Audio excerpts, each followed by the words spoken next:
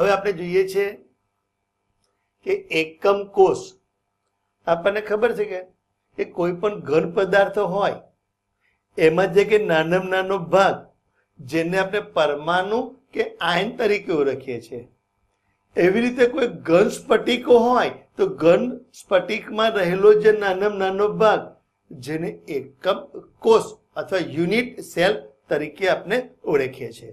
તો આમ એકમ કોષ એટલે કહી શકાય કે સ્ફટિકમય ઘનની મુખ્ય લાક્ષણિકતાઓ ધરાવતા નાનામાં નાના કણને એકમ કોષ કહેવામાં આવે છે. આમ આવા ઘન સ્ફટિકમાં આવા અસંખ્ય એકમ કોષો હોય. આ એકમ કોષોની ચોક્કસ ગોઠવણી હોય.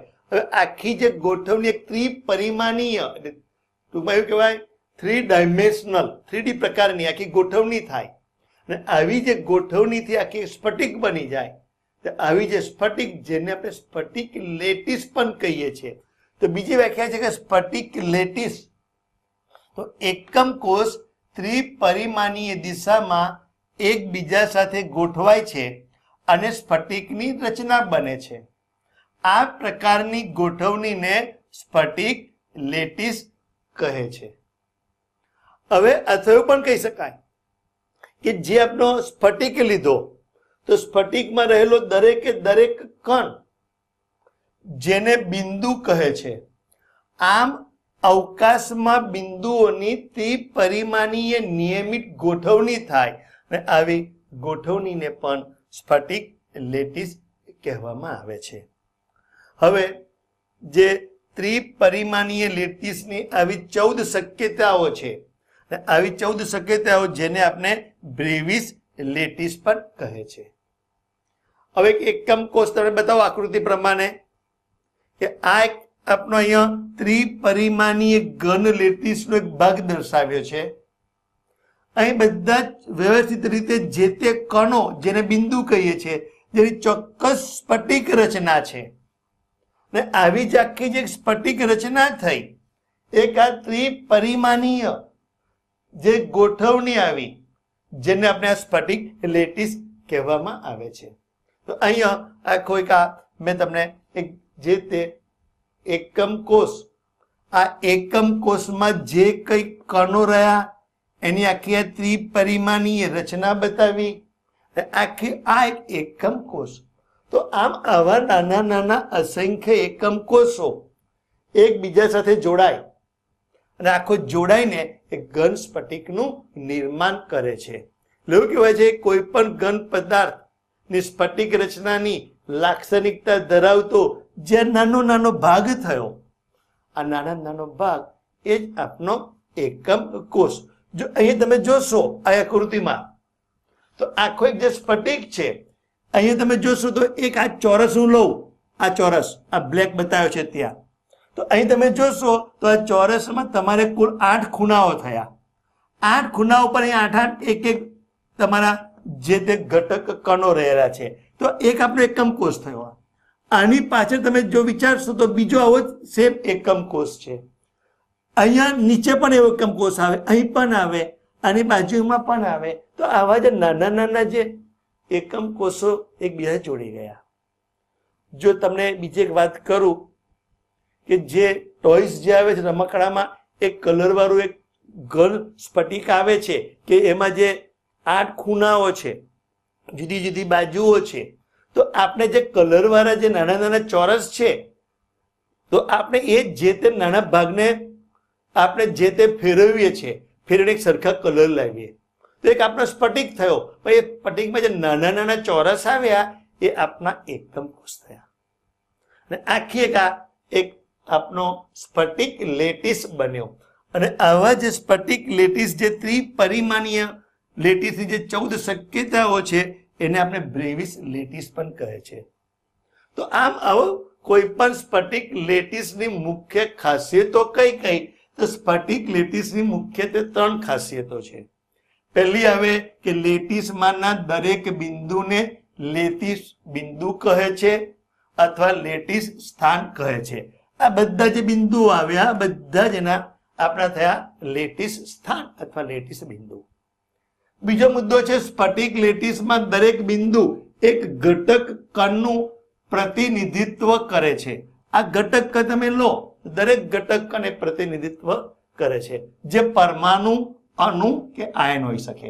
તો અહીંયા બતાવ્યા આપણે પરમાણુ પણ હોઈ શકે, આયન પણ હોઈ શકે, અણુ પણ હોઈ શકે.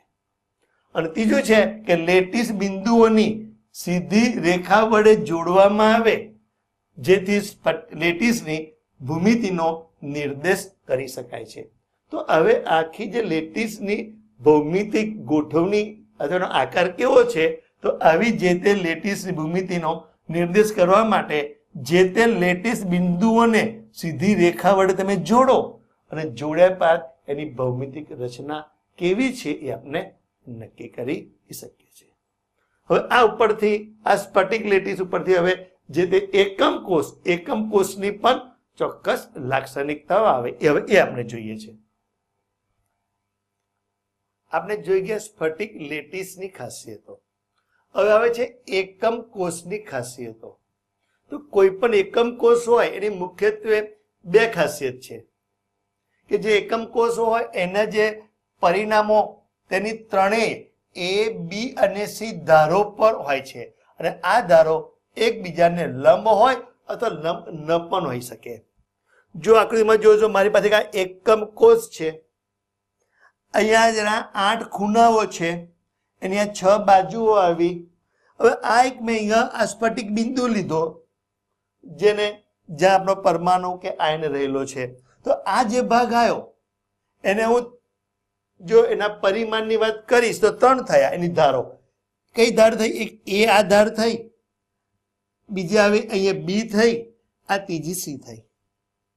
બીજી કઈ લાક્ષણિકતાઓ? હવે આ જે તમારે આવી 3 ધારો એકબીજાને લંબ રૂપે છે અહીંયા, પણ એવું જરૂરી નહીં કે લંબ રૂપે હોય. ઘણી સ્ફટિકમાં એ લંબ રૂપે હોતી પણ નથી. હવે આ બધી જે ધારો વચ્ચે ચોક્કસ ખૂણા છે, તો એમાં 3 ખૂણાઓ આવશે, આલ્ફા, બીટા અને ગેમા. તમે જોશો અહીંયા કે આ ધાર B લીધી, ધાર C લીધી, તો આ બંને વચ્ચેનો ખૂણો જેનો હું આલ્ફા કહું છું. આ ધાર C, આ ધાર A, આ બંને વચ્ચેનો ખૂણો એ આપણો બીટા બન્યો. આ ધાર A, આ ધાર B, આ બંને વચ્ચે ખૂણો ગેમા. તો બીજી લાક્ષણિકતા કઈ થઈ કે ધારોની વચ્ચેના ખૂણાઓ આલ્ફા, જેમાં ધારો B અને C વચ્ચે. બીજો આવ્યો ખૂણો B, એ ધાર A અને C વચ્ચે, અને ખૂણો ગેમા જે ધાર A અને B વચ્ચે હોય છે. આમ કોઈ પણ એકમ કોષ જે 6 પેરામીટર ધરાવે છે, 3 ધારો આવી A, B, C, 3 ખૂણા આવ્યા આલ્ફા, બીટા અને ગેમા, જેની આ મુખ્ય લાક્ષણિકતાઓ છે. હવે આ આધારે આવા એકમ કોષ એના આપણે થોડા પ્રકારની વાત કરીએ. હવે આપણે જોઈએ છે કે એકમ કોષના વિભાગો. તો આખો જે ઘન સ્ફટિકની રચનાની ખાસિયત જે છે કે એમાં નાના નાના જે ભાગ જેને આપણે એકમ કોષ કીધો, તો આવા 2 પ્રકારના એકમ કોષ આવે. એક આવે છે આદિમ એકમ કોષ અથવા પ્રિમિટિવ સોલિડ.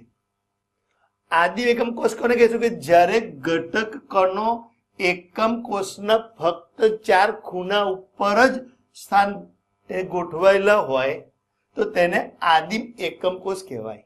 જે તે સ્ફટિક લો, જેમાં એના જે ખૂણાઓ છે એ ખૂણાઓ ઉપર જ આ જે તે આ ઘટક કણો ગોઠવાયેલા હોય, તો એને કહીશું આપણે આદિમ એકમ કોષ. બીજું આવે છે કેન્દ્રિત એકમ કોષ.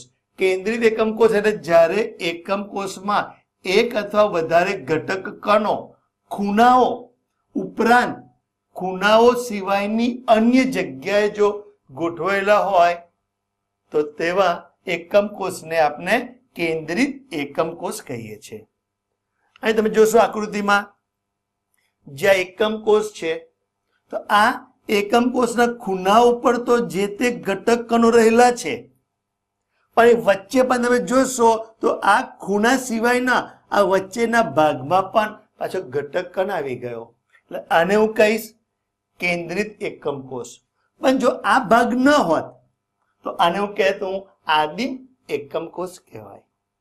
હવે આવા જે કેન્દ્રિત એકમ કોષ છે એના પણ પ્રકારો આવે કે જે આ વધારાનો જે ઘટક કણ કેવી રીતે ગોઠવાયેલો છે એવી રીતે એ પ્રમાણે કેન્દ્રિત એકમ કોષ 3 પ્રકારના આવે છે.